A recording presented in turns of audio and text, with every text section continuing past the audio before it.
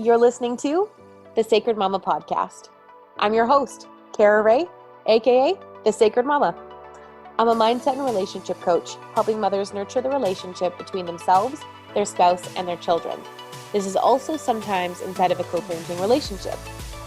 This podcast was designed specifically for mothers, stepmothers, and soon-to-be mothers to come together and truly support one another, to have the real, raw, honest, unfiltered, and soulful conversations about the realities of motherhood. My goal is for mothers to reclaim their self-worth and reclaim their self-identity while navigating motherhood. It's time you treated yourself as a priority because most of all, you matter. I believe that you can have the thriving family life. I believe that you can have the booming business. And I believe that you can have the passionate and abundant relationship. Most of all, I believe you can fully love yourself in the now without sacrifice. Throughout this podcast, you'll gain access to the minds of industry leaders and of course, solo episodes by yours truly. So, let's dive in.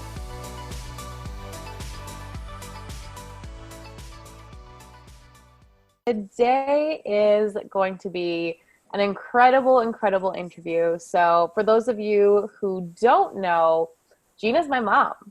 So I'm very much excited to have the conversation about supportive parenting with my mom today.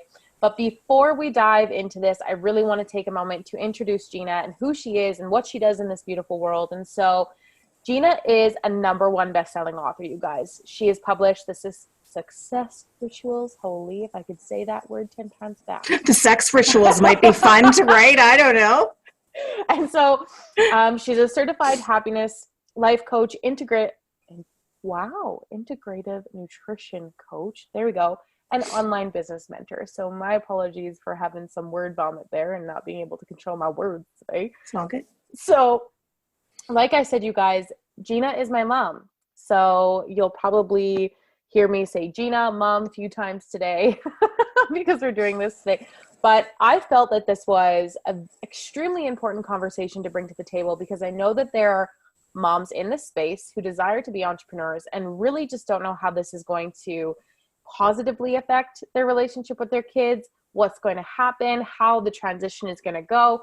And so we're going to talk about a few things today. And so Gina, as I ask every single person inside of the summit, what does, this summit mean to you? And I love this question, and I have two answers. So from a mama perspective, I certainly wish that something like this existed when I was a young mama. Mm-hmm. I just can't even imagine. Like back then, I really felt alone in motherhood. Like all of my friends, I was the first one in our circle of friends to become a mama. Yeah.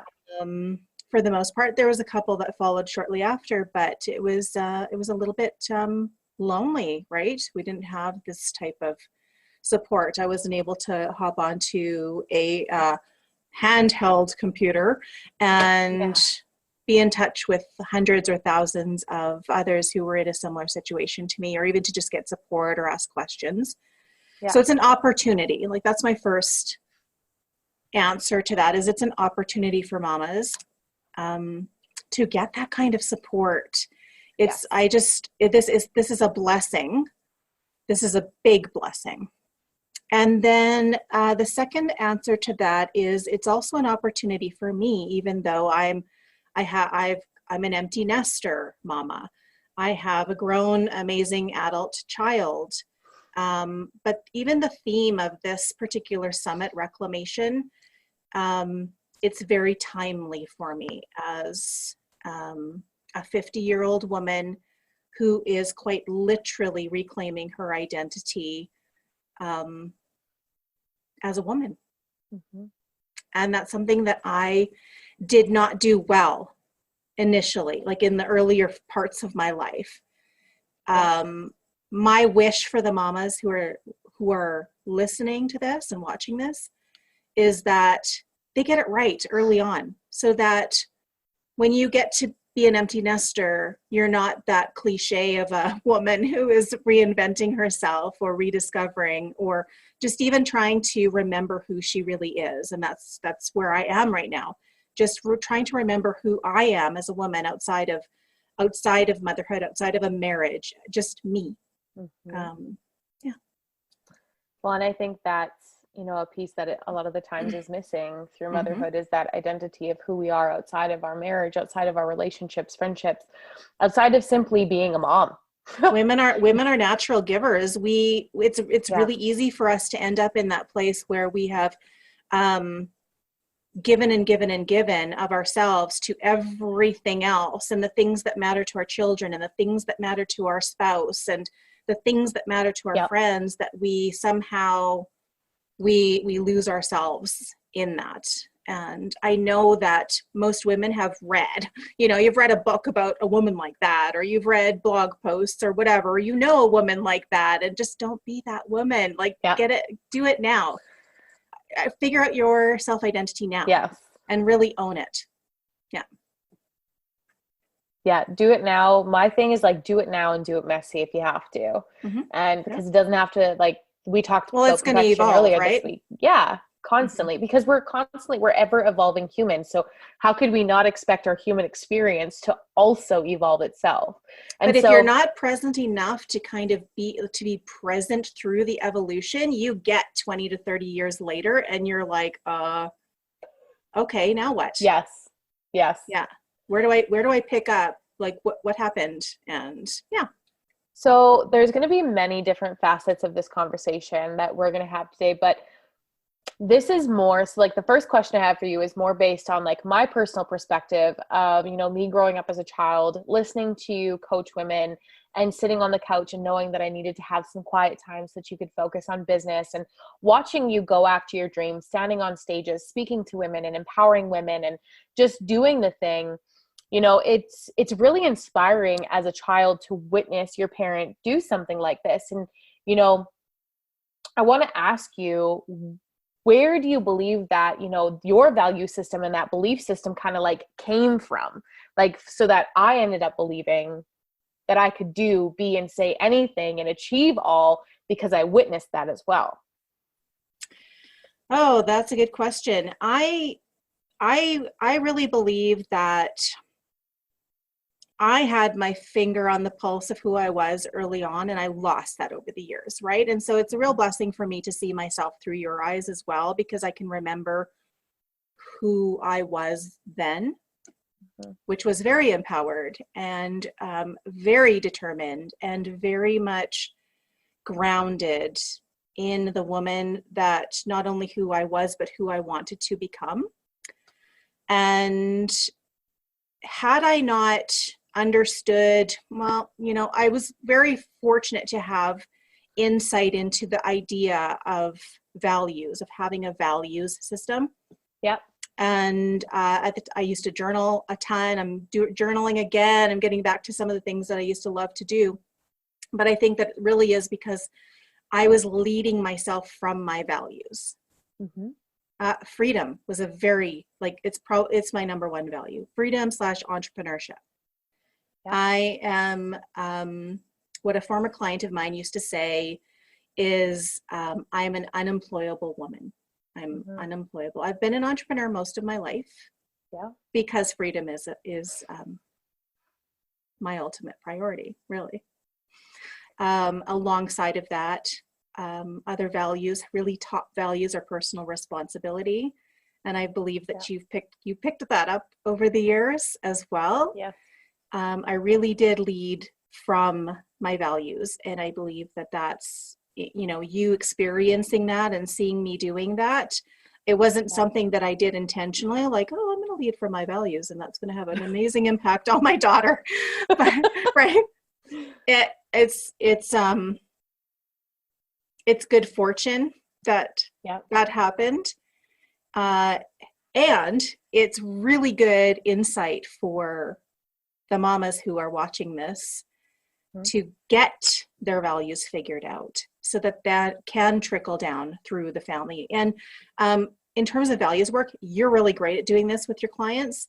Values work does not necessarily have to be from an entrepreneurial lens. That's just, that's my lens, because entrepreneurship is so important to me as a woman, the opportunities that we have as entrepreneurs, and just being that I call myself the original rebelpreneur, because I have to do things my way. It's who I was meant to be. I have to be innovative, forge my own path, just create things. And I am an entrepreneur at heart, 100%. But you can create family values. Like, you can sit down and as each individual member of your family go through a values exercise, and then come together and create a family values. And just the power of that.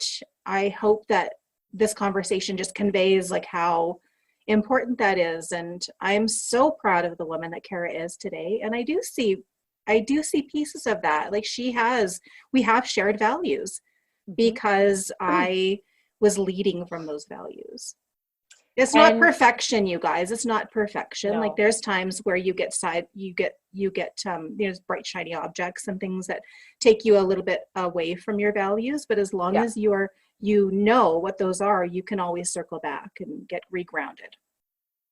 Mm-hmm. Well, and I love that you touched on the values conversation, because yes, I love talking about values and what people value most and their core values, but also knowing what your core values are that are actually your own, ones that you have not taken on from other people. Exactly. Because yes, I have similar values to my mom, but they also, underneath that lens, they also look different. So even though the two of us could value entrepreneurship, we could value freedom, that freedom underneath that might look very different to the two of us. And that's okay. Exactly. And it's identifying what the difference is, what it actually means to you, and then operating and creating boundaries based on your value system.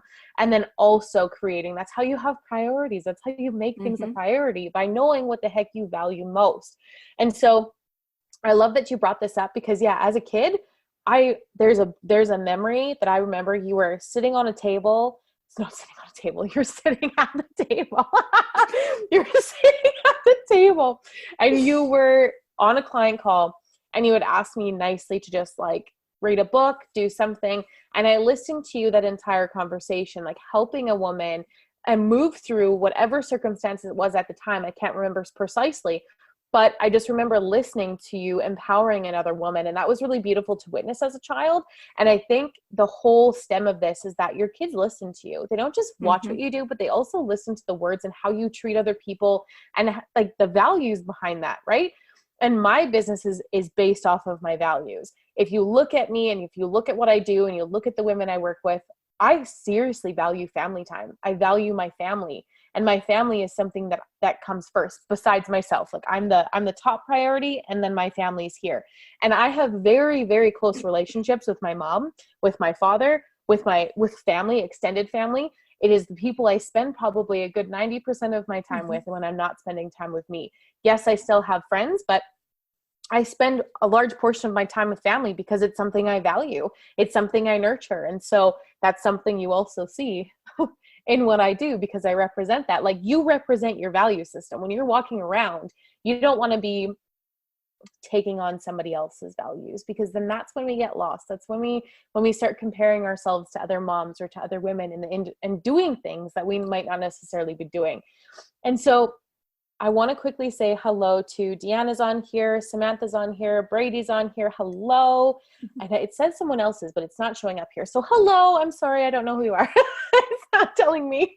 And so I want to, because this is also something that I know I've discussed, but I haven't really been able to have the discussion with you, because, my mother and father, they divorced when I was 5. I believe I was 5 years old. And so I'm now 27. I turned 28 in May. And so it's been a large portion of my life where my parents have been separated. And believe you me, them two have very different values. Those two they have similarities, but they also are very, very opposite to one another. And so they also, like, my mother is very free-spirited, entrepreneurial, like allowed me the space and the freedom to be who I wanted to be, to make the mistakes I needed to make, where I then had a father who was, I want to even call very drill sergeant, like, where you had a curfew, you had to chores, you had to do your homework, you had to do this, you couldn't burp, you couldn't do things in public because it wasn't ladylike. I couldn't wear a skirt, heaven forbid that wasn't a skirt, because my dad was afraid of, being a woman. I don't even know what it was, but I couldn't walk out of the house without something below my damn knees. And so I'm like, there is very different values there. And I want to talk about this co-parenting relationship just briefly, because it's something that we haven't fully talked about. And because I am also a stepmom, because you're a mom, and because you then also had to, bring in, I guess you had to create a relationship with my stepmom. Mm-hmm. How was that for you in regards to entrepreneurship and their beliefs? Because they had a belief system where it was like 9 to 5, this is what you do. You don't veer from that. You get basically, what is the word? Not a pension, but you pay into CP, you do all these things. And this is how life is supposed to be. Set yourself up. Where then there was you, on the other hand, who was like, go after your dreams, go after your goals, don't settle, do this. It was like two opposites. Like, how did you navigate this? Because you were raising a daughter who then was coming from two different belief systems. Yes, it was not easy, as you can imagine, I'm sure. And I think you can relate to there being two opposite value systems in the co-parenting scenario that you are in. Oh, yes. It was at times infuriating, frustrating. But like at the core, your father and I remained friends. We found a way to remain friends. And I love Candace. I think she's amazing.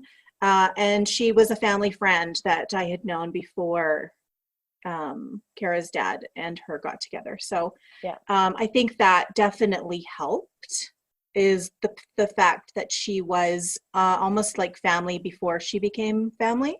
Yeah. In a way.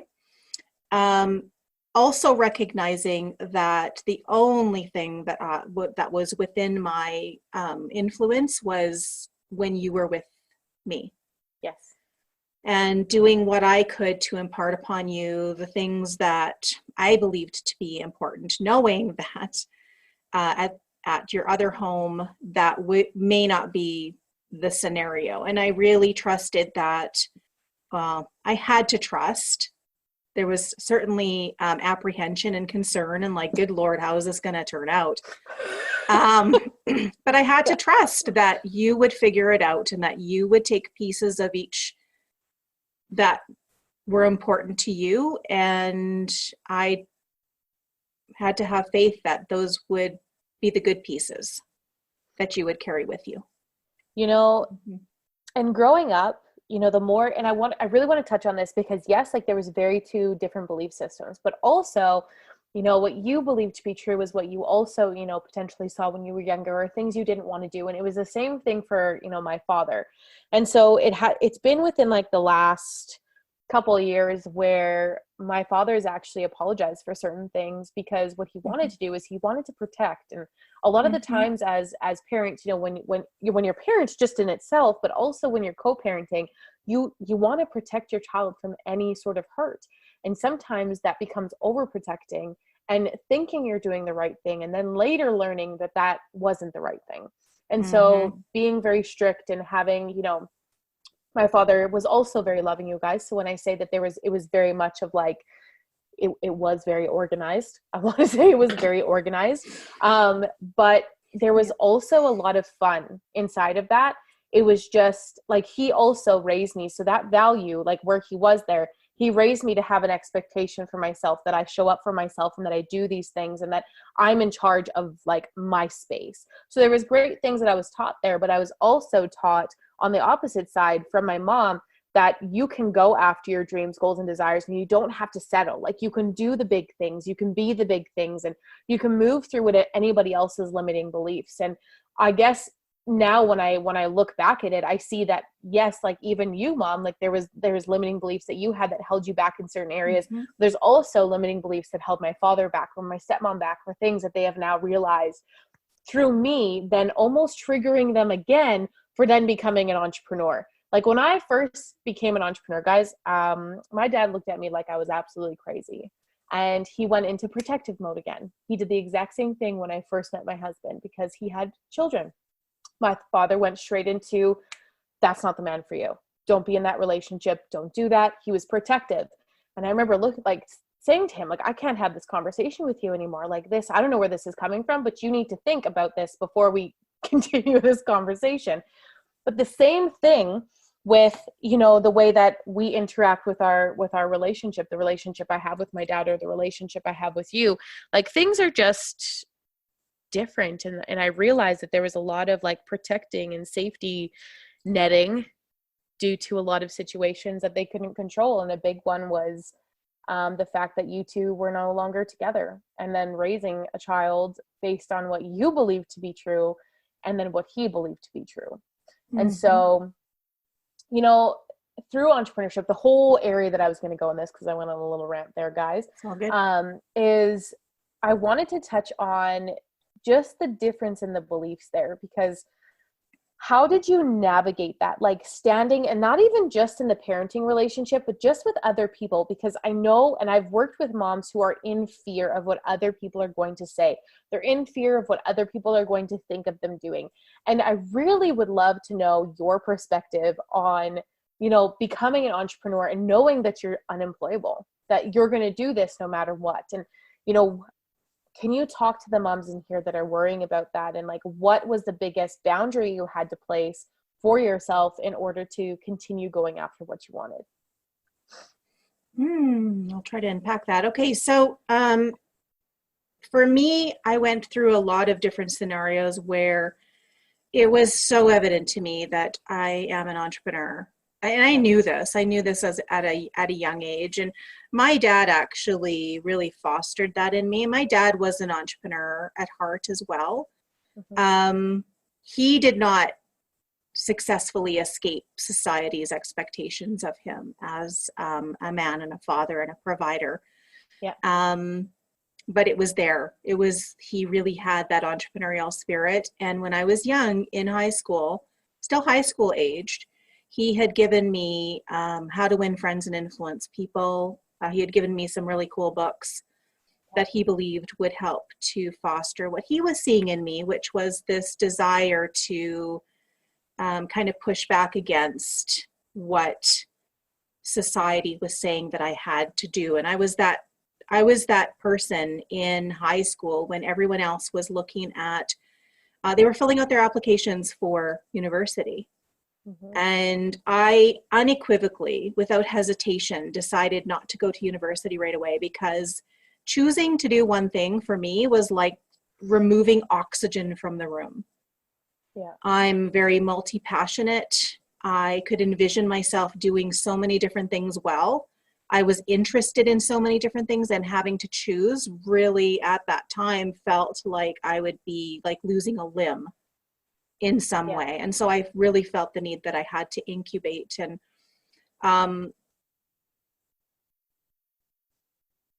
I think for me, the biggest thing was that I stayed true to myself, even though it wasn't always easy. And I think having a father who was very entrepreneurial at heart helped. Mm-hmm. Life situations allowed me to be a little bit more, it created opportunities where I could play around with entrepreneurship, right? Mm-hmm. Without having the pressure necessarily for it to be a win, like straight out of the gate.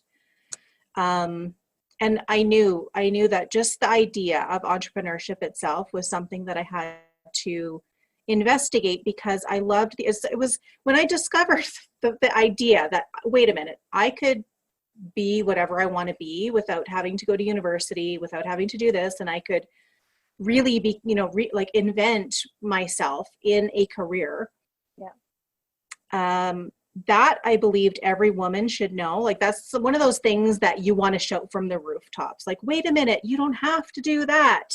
Yeah. You can do this, or you can do whatever it is that you want to do. Like, I felt like every woman needs to know that entrepreneurship is an option.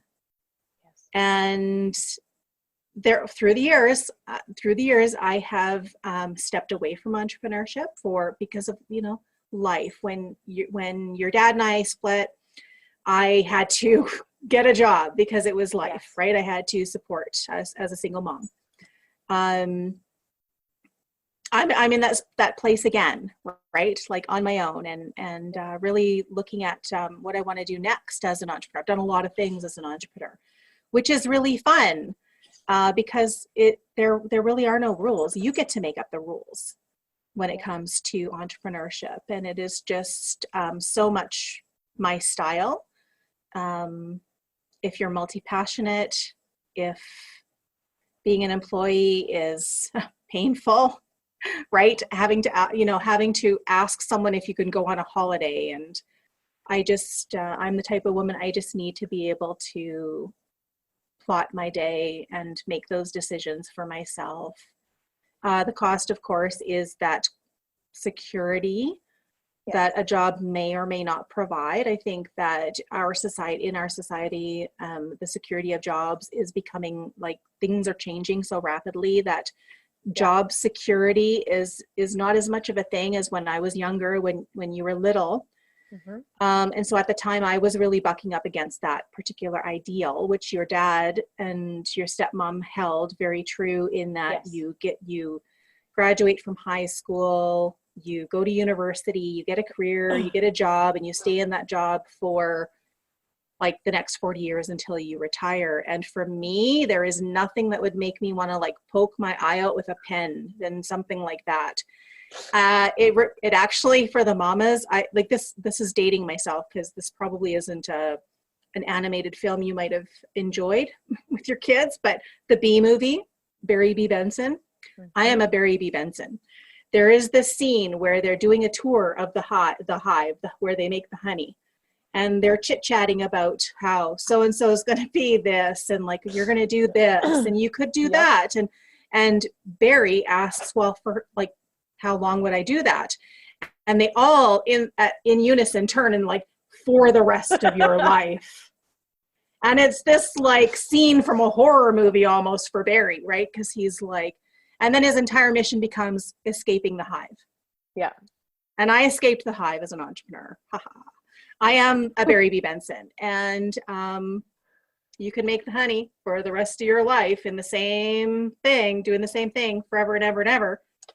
Or you can invent what that looks like by being an entrepreneur. So that was the longest answer to your, and I don't even know if I answered your question, but. Yeah, you did. I think you did.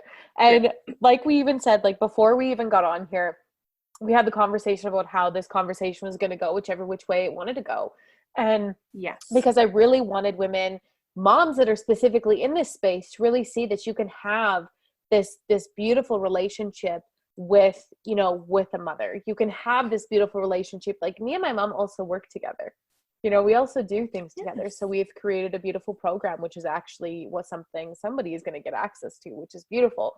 But we've also, my mom's also done a lot of business stuff for me behind the scenes. She was the woman behind the sales page that was created for all of the information that you guys saw about this summit.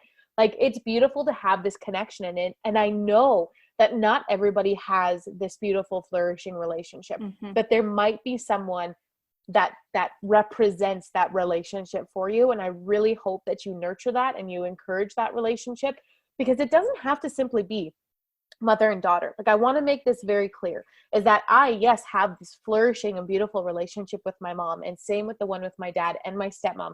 Like, those relationships are there, but that can look very different for other people too. And so I'm just very glad that throughout my childhood, I was able to have a mother who is very supporting, a father who is very supporting, and then extended family as well.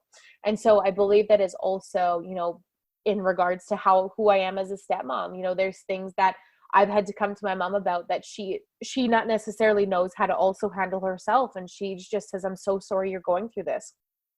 And one thing that I also want to state is that we lead, okay? As mothers, we lead our children. And my mother led with a lot of grace and respect towards my stepmother. My stepmother also did the same thing. And they showed me what is absolutely possible in a co-parenting relationship. They taught me that you can push back your ego. You can set your ego aside just for a moment and think of someone else but yourself. And this is really important, because yes, we're our most important work, but when you're doing the co-parenting relationship, like, I just want to say, like, you guys really, even when I talk to other people about how your relationship is, the fact that you two, like, you and my stepmom used to actually like hang out with one another a lot of the time. And so you guys taught me what is actually possible. and in many different ways, in many different, opinions and perspectives. Like it was very different growing up. Like I grew up, I would say beautifully, but also differently. And, I want to touch back on the topic of, education. And I want to talk about this because yes, like I was very much, with you were very much open to whichever direction I decided to go in. And you asked me to make sure that I was making these decisions based on where I wanted to go, not where other people were expecting me to go. And my father was asking, and not just my dad, I can't even just say my dad. There was a lot of people, from grandparents, from family members, that were saying, what are you going to do next? Like, what are you setting up in this world? I felt like I was still a child, which I was still a child. And I didn't even know what the hell that looked like. And everybody was like rushing me on to the next damn thing. What was the next thing you were supposed to do? Here, scoot, scoot. Here's your tap on the back. Go apply to this place and spend this amount of money that now you're going to waste, because let's be honest, guys, I went to university and I shouldn't have gone. Like I should not have left. I left and I knew I should not have left because I left for the wrong reasons. I left because I ran away from problems. Then when I came back, you were there with complete open arms saying, yeah, it's okay to restart. It's okay to do things differently. It's okay to be away from the norm. Like come home, come where you need to be. And then opposite, I had people getting very frustrated with the fact that I was choosing something different and that I wanted to take a break and that I didn't know. And the fact that I didn't know triggered other people. And so, no matter which direction you choose as a mom or what you do, be very mindful of the fact that your kids are watching you. And so how you treat yourself and also how you then treat your kids is very important for when they set up later, because it's huge to me. Like I've set this boundary already that yes, we are saving for our children's education. We are doing so because if they choose, I want them to be supported. This is a big thing that I was taught, is that if they choose not to, then you know what? We saved, we helped them to support them, but that can now be turned into something else if they choose to do something different. And I've even said to my husband, I've set a very clear boundary. I will not expect my children to just run off and go to post-secondary right away. I want them to experience life. I want them to experience and ask themselves the questions on what they should do, what they shouldn't do. I want them to do that. I also want them, and I say this with so much love, I also want them to experience failure. I want them to go after so deeply what they want and fail and get back up again and do it again. Like I want that for them. And so what is, I'm trying to figure out which way I want to take this, because I could take this in a lot of directions. But, what is something that you want to say to the mom who is struggling with a mother-daughter relationship, or, just simply a very close relationship that they have in their life? Like, what is something that you would say to them? Because me and you, we've struggled with our relationship, guys. Don't get me wrong. Me and my mom have argued. We have argued. We have said things that we shouldn't say. Like, we are not perfect. We are human. Yeah. We have emotions. You have differing opinions. But what would you say, to the mom who desires to rekindle that relationship? Like, let's actually talk about it from that lens. Like, if they don't have that relationship, or they want to create a beautiful, thriving relationship with their daughters. There's two things that come to mind. I think the first would be to remove every single expectation that you've been placing on that other person, and shift the responsibility to what is it that you can do to start nurturing that relationship without those expectations of how the other person is going to receive it, how the other person is going to react. It's similar to the kind of conversation I have when I'm coaching women through collaborations. It's really about developing an online presence where you are a desired partner, right? What are the things that you need to do and have in place, and who do you need to be, so that people, when you do invite them to come out and play in a joint venture collaboration, they're like, yeah, you're cool. I want to play with you. Be the person who is able to meet someone halfway in a nurturing, loving relationship. Start to be that person. Take the responsibility. Personal responsibility is one of my top values. That is huge. Because at the end of the day, we cannot control how they receive something. We can't control how they'll react. We can't control what they'll think, what they'll do with how it is that you're showing up now. But it has to start with you. So before we continue, because I do have one more question for you, before we wrap everything up, are you able to see the comments? Because the comments are now not showing up on my phone. Oh, let me see. I'm saying, no, I can't, but I'm not even looking. I opened my phone and then I went to go back to my notes and then the comments were all gone. So I just want to ensure that we're getting to everything in case anybody had said anything. And if you can't see them, it's fine too. Then we can respond to them after. Okay. Trying to. Are you hearing that in the background? Yeah, sorry, I'm not sure how to change that because I've got it on mute. Let's see here. Deanna, hello ladies. Samantha, hello. Samantha saying, I love this conversation. Samantha saying, thank you so much for talking about this and bringing awareness as my parents are still together. This is amazing to hear and learn about. Fuck settling, fuck that noise. Yeah, and this is Samantha. Yes, the Bee Movie. Samantha. Yeah. And then there is Deanna and Brady are watching as well. So that's what we got so far. Okay, awesome. All right, sorry about the background noise. That's okay. If you guys have any questions, about how we have navigated our relationship as mother and daughter, please feel free to ask us and post it in the comments. If we don't get to it right now, we will make sure to watch these comments and get back to you, because this is why I wanted my mom and myself to come on here to have this conversation with you. Not only yes, like I said, there's been many facets of this conversation, whether it comes to, priorities and what we value and, how our relationship hasn't been perfect, or just differences of me growing up as a child and the impact that also had on my life. And obviously, I've taken some from both my father. I've also taken some from my mom. And I also, with my mom being an entrepreneur, with my mom being very open and allowing me to make mistakes, it allowed me to want to come to her. It allowed me to feel like I had a safe place to land and that there was no judgment and that it was okay and that life is meant to be learned and to go through. And so I really encourage you to really strengthen the relationship that you have with your kids, is to allow them to experience life, allow them to make the mistakes and stop micromanaging everything that your kids are doing. This is the biggest thing. I even catch myself some days, because I used to have a big issue when it came to having a clean home. And today I was even triggered today. I'm human and I have human emotions. And today, kids were needing everything and all parts of me. And I even said to my mom today, I'm overwhelmed. I'm overwhelmed right now. The house is a mess. The kids are just poking at everything. It's I don't know what to do.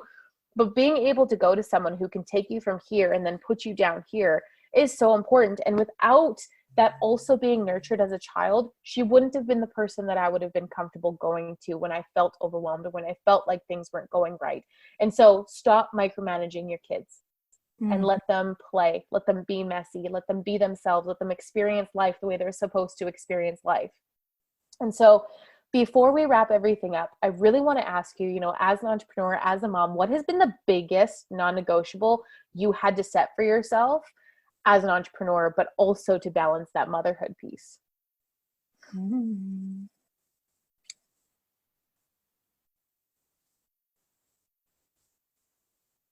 I stumped her, guys. Interesting.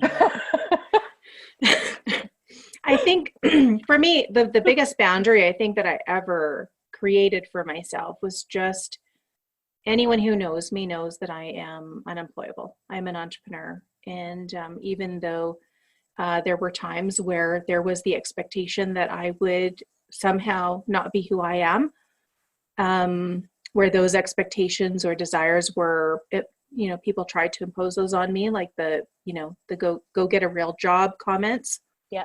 I really drew a line in the sand that this is who I am. This is what's important to me. I'm not a go to university or 9 to 5 get the pension plan, retire type person. There's pros and cons to that, of course, right? It's not for everybody, but it's 100%, 110% for me, entrepreneurship. I think it is who I am at the core. Mm-hmm. Well, the beautiful thing is that you didn't let that non-negotiable for you. You didn't allow motherhood to stop you from doing what you wanted to do. Ever. No way. In fact, being a mom was one of the reasons why I wanted to be an entrepreneur, because I wanted to be able to choose. I wanted to be able to raise my daughter. Yeah. Unfortunately, divorce kind of threw a kink into that, and we had, shared. You had with your dad 50% of the time, and with me 50% of the time, but that 50% of the time, I was able to be as present as possible and have influence over my calendar and my days. Yes. As an entrepreneur. Which was beautiful. And like I said, guys, she didn't sacrifice what she wanted to do just, through motherhood. It was something that I got to witness and also be a part of, something that she included me in. And like, when I say to you, I remember my mom speaking on stages and getting up early in the morning and going to events in the morning. I did that with them. Mm-hmm. I went and I experienced it with them. So instead of them, just saying that they making excuses and not showing up for themselves, they showed up for themselves, and they had to tag along. I got to be the tag along. And so and then she got old enough and tall enough to wear some of like my business suits and stuff, and it was just so awesome. It was so good. And everyone, so like where we took her was Steve and I had pioneered Business Network International across the province. And so we would host like big breakfast networking events and all sorts of different things, different galas and whatnot. Yeah. But Kara would come and she'd be all dolled up, and there was the masquerade that you and Tristan came to, and that was good. Yeah. So budding entrepreneur way back when. I want to say thank you for having this conversation with me. Is there anything else that you want to share with the moms who are listening today? And then, after, we're going to wrap everything up. Well, I think that that co-parenting piece, I think, is really important to just highlight and dog ear that if there are questions about how to turn the page in a certain situation, I think drop your questions in the comments for sure, or reach out to Kara, because it is something that you can have some influence in terms of what that is going to look like. And for your children, it is a really good idea to be the person who's always trying to figure that out, because they will see that. Yes. They will see that. Yes. Mm-hmm. Okay. So thank you for being here. Please let everybody know what your socials are so they can also come and connect with you. So please let them know, and then make sure to post it at the bottom as well, like in the comments as well. Oh, for sure. I think the best place is here on Facebook. It is Gina Bell on Facebook, and Gina Raylene. Raylene is my middle name on Instagram. Yeah. Perfect. Well, this is my mom, guys. This is Gina Bell. Thank you for the conversation. And to everybody, thank you for being here. Like we said, post your questions below. Do not hesitate, or send us a message, okay? We can answer them, and we can answer them just with you. Just send us a message. Don't hesitate. And so thank you again for being here. And make sure you guys go check out the freebies, because you guys can have access to her success rituals. Yes, you guys get the PDF version of this volume 1. We're going to be publishing the second one this spring. Yes, which is exciting. So thank you again, and I will see you guys all tomorrow for day 6 of the summit. So thank you for being here. Bye, guys. Bye.